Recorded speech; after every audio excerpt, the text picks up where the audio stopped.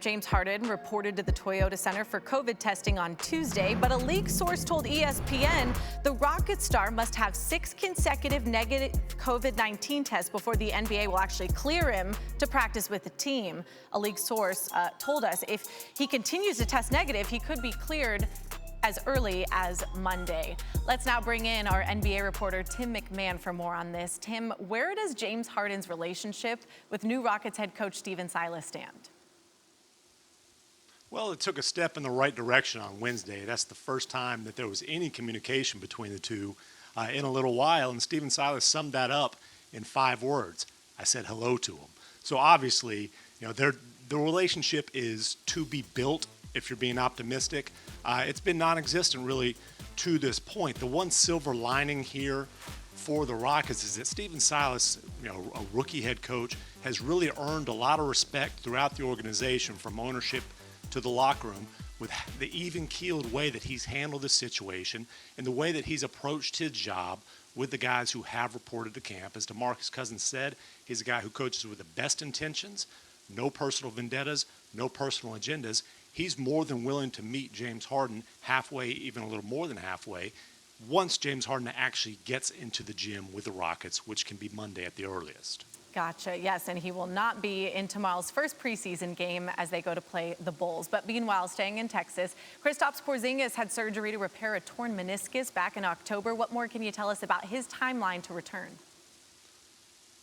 Yeah, and at the time, the Mavericks were optimistic he'd be back for the start of the season. Of course, they thought the start of the season was going to be in the latter half of January at the earliest. So that still looks like maybe the earliest that Porzingis could get back on the court. He's doing some standstill shooting now, some straight-ahead running.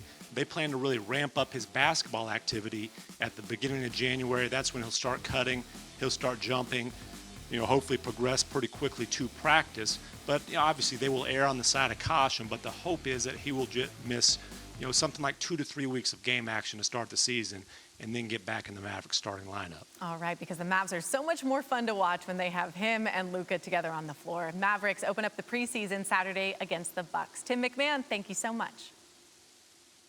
Let's continue to whip around the NBA. Doc Rivers, his era underway in Philly with the Sixers. Everyone hoping and thinking perhaps Joel Embiid and Ben Simmons, that duo, can finally mesh into a championship duo.